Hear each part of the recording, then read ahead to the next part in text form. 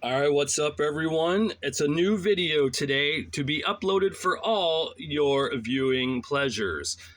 If you hear a noise in the background, I don't know how well it's going to pick up. I have my window fan going because apparently in Ontario, Canada right now, at the end of April, it feels like freaking July and August weather. It's ridiculous how hot and warm and just gross it is right now for the end of April. So if I don't have that going, my room would be like disastrously hot, and there's no way I'd be doing a video today in this room. But today I have decided to do something I've talked about for a very, very long time, and that is sell my entire collection. No, I'm kidding. I'm not going to do that. But it is going to be a video on one of my favorite wrestlers of all time, a guilty pleasure, and that being Big Daddy Cool Diesel. Yes, Big D himself, Diesel, as it were. I'm going to be doing a video on him today.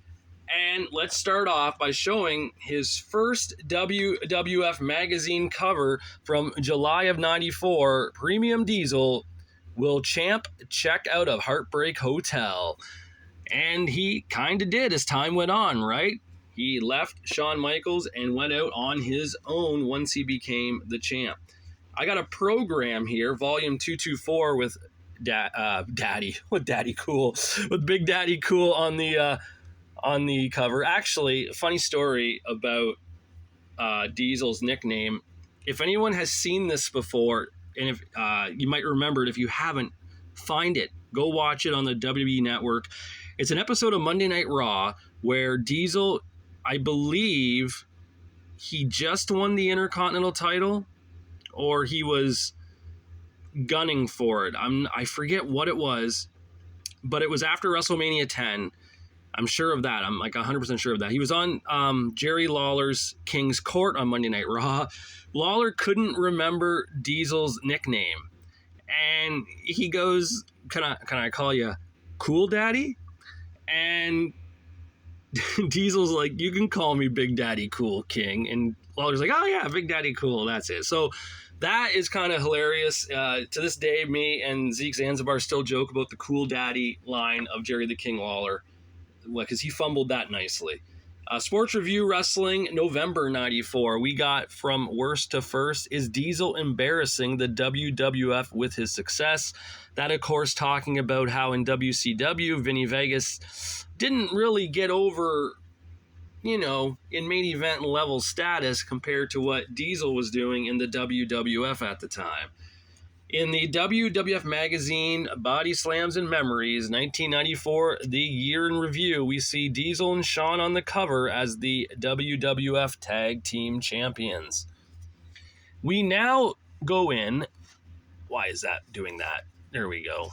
These magazines can be kind of flimsy. There. We now go into 1995, and what better way to start out but the February WWF magazine with Diesel captures the title.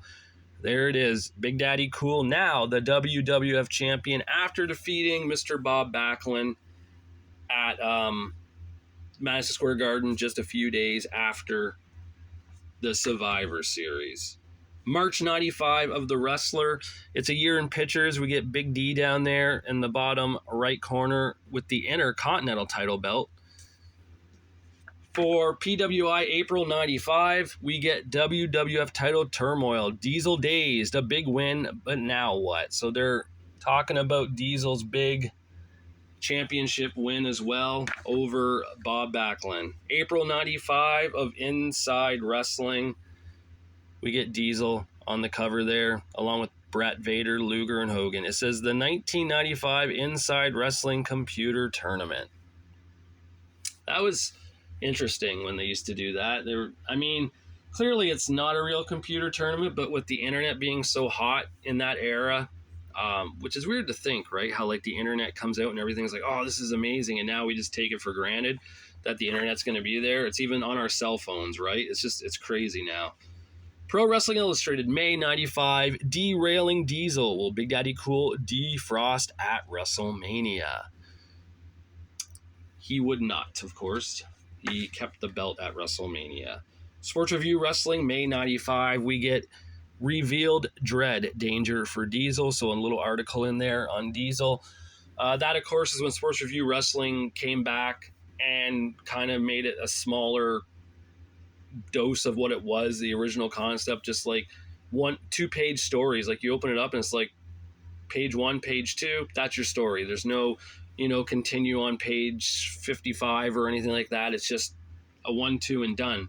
That's what they started doing. And when they brought back Sports Review Wrestling, we got the WWF magazine, June 95. The day after, Sid snaps as friends reunite. That's when Sid powerbombed Shawn Michaels on Monday Night Raw like 4 or 5 times. Big Daddy Cool Diesel came down to make the save. And once again, we get dudes with attitudes making a return once Shawn came back from his injuries. The WWF Wrestling Spotlight, the man, the myth, the machine, Diesel. So Diesel now gets his own Spotlight magazine on him. And as you know, when you look back at the Spotlight magazines, they weren't, let me move this back a bit. They weren't for just anyone, right? You had to be kind of a big name, or at least a star or something with the company to get a Spotlight magazine. And when you're the WWF champion in 1995, that's pretty good odds you're going to get one. August 95 of The Wrestler. Don't let their ceasefire fool you. Shawn Michaels still hungers for Diesel's title. Probably some truth to that, because they would end up facing each other in 96 for that title. A WWF magazine, August 95 cover. We get Brett, we get Razor, we get Alundra, and we get the champ, Big Daddy Cool Diesel, eating some watermelon. Man, if this isn't New Generation, I don't know what, right? That exemplifies what the New Generation was right there, seeing that cover and what the just the ridiculousness of that whole scenario there. But hey, I was 14 years old at the time. I thought it was cool, but what do I know? The Wrestler, September 95, we get the WWF mid-year report. We see Diesel, who is Wrestler of the Half Year with the WWF Championship. Wrestle America, Fall 95, a half ton of holy hell, Diesel versus Yokozuna. Diesel did wrestle Yokozuna in one-on-one matches. They were not on television. They weren't even on pay-per-view. It was taped at the TV shows, at the TV tapings, but usually it was the main event of the night to end the show. And Diesel would defeat Yokozuna in like under a minute sometimes and just pin him, and that was it. That was your main event. There's a episode. There's a match of those two on. I can't think. It was either Confirmed Hits or Amazing Matches. There was this 3-pack of tapes that came out in like probably early 96, maybe, or maybe it was like, it could have been later than that, actually. I'm trying to think now.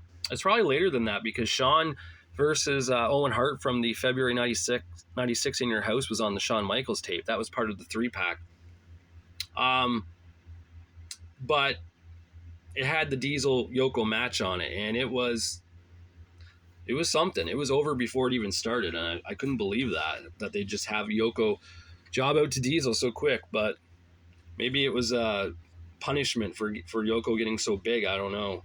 December 95, PWI, Why Mabel is Diesel's Nightmare. Of course, they wrestled each other at SummerSlam 95. And again, in January 96 on Monday Night Raw, where Diesel defeated Mabel again in like under a minute with just like a big boot and a pin, and that was it. December 95 for the WWF magazine. This time, there will be a winner. That, of course, being Brett and Diesel for the championship. King of the Ring 94, they had the match for the title. Diesel won by disqualification over Brett, thanks to Jim Neidhart attacking Diesel and Shawn and everything. At the Royal Rumble 95 for the title, Diesel retained it, but it was because both men were pretty much like disqualified. It was like a no contest because of Jeff Jarrett, the Road Dogg, Bob Backlund, Owen Hart getting involved. And then, of course, and Shawn Michaels too, he got involved. And of course, this one here was finally the one-on-one where it was like no disqualification, no holds barred type match. There must be a winner. Bret defeated Diesel at Survivor Series to win that title. Diesel mouthed the words "motherfucker" and got up and powerbombed Bret like 3 times. I do want to say this though: if anyone's ever seen WrestleFest '94, there is a match from a TV taping, probably late '93, maybe early '94. It's hard to say, right? It had Diesel versus Bret in a one-on-one, and Diesel actually pinned Bret Hart because Owen interfered. Had to have been after the Royal Rumble then. It had to have been '94 if Owen interfered, because Owen and Bret broke up at the Rumble. So there we go. It had to have been after, maybe the TV taping after the Royal Rumble. I don't really know, but they had a match, and Diesel won. He actually pinned Bret Hart clean, in the sense that he got the 1, 2, 3. Not clean because Owen did interfere, but clean enough that he got a pinfall. And of course, we got the Superstars of the New Generation Book 1, where you see Diesel on the cover there with Shawn Michaels. There's Razor Ramon in the background, and even Billy Gunn there. This was the only one that was released, unfortunately, because they never did a Volume 2 or Book 2. And I don't think this was the continuation of the old WWF Superstars magazines that were coming out, like Volume 1, 2, 3, 4, 5, 6, 7. I think they got up to 8 for the volumes. And then they started doing this, the Superstars of the New Generation Book 1. They never did a Book 2, and they never did an Attitude Era one that I know of. So this is the final one of that, lineage of magazine. Next up, we got January 96 PWI. It's a full-scale war, WWF versus WCW. We see Bret and Savage, we see Shawn and Sting, and we see Diesel and Hulk Hogan. For Inside Wrestling, January 96, it's our holidays wish list for 96. For Diesel, we want a Hogan-like success, meaning to have a long, lengthy title reign in the WWF. Of course, that did not happen. Inside Wrestling, February 96. What 1996 has in store for them? Diesel, a turn to rule breaking. Shawn, the WWF Championship. Yes, both of those did happen. Shawn won the title at WrestleMania 12, defeating Bret Hart in the 60-minute Iron Man match, plus then some, because they did overtime. And of course, at the following pay-per-view, we had Diesel versus Shawn in the no-holds-barred match for the title at In Your House. Good friends, better enemies. That happened because leading up to WrestleMania at a house show at Madison Square Garden, Diesel took a steel chair to Bret Hart, took a steel chair to The Undertaker, and what the hell, he even took a steel chair to his own tag team partner, the Heartbreak Kid Shawn Michaels, thus ending that friendship, thus making Big Daddy Cool a full-fledged heel at the time. For the PWI, March 1996, we get the 1995 year in wrestling. Big Daddy Cool Diesel was the Wrestler of the Year. He won that one. Amazing. You know, it's funny, Shawn Michaels never won Wrestler of the Year. Not in 95 or in 96. And I think Shawn at the time was probably the best wrestler pound for pound in wrestling. And yet his buddy Diesel won it in 95. And of course, WCW's The Giant won it in 96. So Shawn got the shaft there. March 96 for the wrestler. It's the 1995, the year in pictures. We see Bret with the figure 4 leg lock on Diesel there from the Survivor Series in 95. Inside Wrestling, March 96. Bret's on the cover, but it says how Bret masterminded Diesel's execution, because talking about the match of Survivor Series, you know, Bret finally ended Diesel's year-long reign and won back what Bret thought was rightfully his championship that he should have never lost. Wow, Bret really had a shtick about that, right? A gimmick. It's like, that's my belt. I never lost it. But anyways, the second ever WWF Raw magazine, July and August 96, has Diesel on the cover because it talks about Vince McMahon having an interview in there. McMahon comments on why Diesel left the World Wrestling Federation. They even called Diesel by his real name, Kevin Nash, in that interview. The Raw magazines, for those who don't know, it was Vince Russo's way of destroying kayfabe, which probably was good at the time, because the internet was out, fans were getting their knowledge anyways, so why not make a magazine about that? And they did. And I loved the Raw magazines. It was a little more grittier, a little more mature for the mature fan, as it says, right? It really was. And definitely the Raw magazines then were good. I don't know what they ended up being like as time went on. I'm guessing in the early 2000s they probably weren't as gritty anymore, but here it was pretty cool. And last but not least, PWI September 96, great WCW expectations, seize the gold, topple the giant, and end Hulkamania for Big Daddy Cool Diesel. There are the Diesel magazines. Now, you're probably wondering, well, what about the Kevin Nash ones? Hey, that's a good point. If I did the Kevin Nash ones right now, that'd be one giant long video. So I'm going to save the Kevin Nash covers for part 2 of this look at Big Daddy Cool Diesel / Kevin Nash on the magazine covers for the wrestling magazines. Now, you're probably wondering, why was Diesel one of my favorites? A lot of people don't have good things to say about Mr. Nash, right? He was a terrible worker. He couldn't do a good match. He blows out his quads all the time. Hey, here's the thing about the quad jokes, people. And if you're one of those people online who make the quad jokes, it's really fucking irritating and stupid. It really is. First of all, Kevin Nash only blew one quad. Why doesn't Triple H get the quad jokes? He blew both quads. And I believe Vince McMahon did too at the Royal Rumble, right? He blew both quads.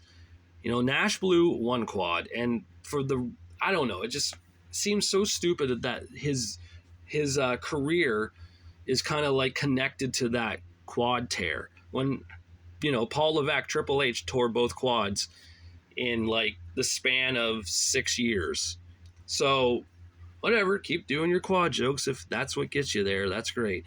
Anyways, for me though, Diesel was more than a stupid joke online. Diesel to me was came along at a time in wrestling that I felt needed to be there, because I grew up in the 80s and early 90s, and Hogan was the man, Warrior was the man, you know, all these larger than life characters. Demolition were the tag champs, the Legion of Doom were tag champs. You know, you had these big muscle men holding the titles. And yeah, you even had talented, you know, technical wrestlers holding the title too. But Bret Hart wasn't a small man. When you look at Bret, look at his hands, look at his, when you look back at his career, like his matches, look at his upper body. He wasn't a small dude. The guy was like, is way bigger than most of the talent you see on TV today. You know, the Seth Rollins, the Ricochets and such, like the Johnny Garganos, like Bret Hart would tower over them. And Bret wasn't a big dude, but he was at the same time. But it's just because there were so many more giants in wrestling at the time. But Diesel, to me, was just the epitome of cool. He really was. He just had it. And I just became a fan. You know, he was also the last WWF champion when my father passed away back when I was 14. So I think maybe that has something to do with it too. Like the last champion that my dad saw was Diesel. Like we'd watch wrestling together. So maybe that's why too. It has a little sentimental thing to me. One of the last conversations I had with my dad, it was in October of 95. That's when he passed away. And he was a bus driver, and we were coming back from picking up the bus to take it back home because he was going out the next morning. And we were talking about the Survivor Series, and he told me, he says, Brett's going to he's going to win. He said, Bret will win. It doesn't matter if it's Bulldog or Diesel. Brett's going to walk out that day with the title. And I laughed. I was 14 years old. I said, no. I go, Diesel will beat Bulldog, and Diesel will beat Bret, and Diesel will keep the title. Because in my mind, Diesel, no one could stop Diesel. He was the man. He was 7 feet tall, 50 pounds, destroying everyone. Bret had a good run, but Bret can't do it. He can't beat him. And that's when, of course, wrestling was real to me. And man, don't sometimes we wish that was the case still, that it was real. It might make it a little more fun. But my dad was right. You know, Bret won. So if I wish I could have been able to tell him that, or at least he could have seen it. But yeah, he was right. But that is probably one of the main reasons why Diesel is still one of my favorite champions of all time, and why I enjoy the 1995 year too, even though people look down on it. I thought there was some good in it, and I don't know, when you watch it, if you go back and watch some of that 1995 stuff, there was a lot of good matches in that year.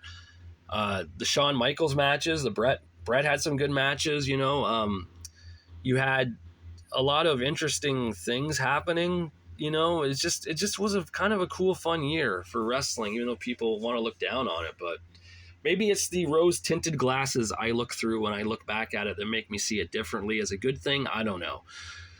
Anyways, that is enough of my rant for today.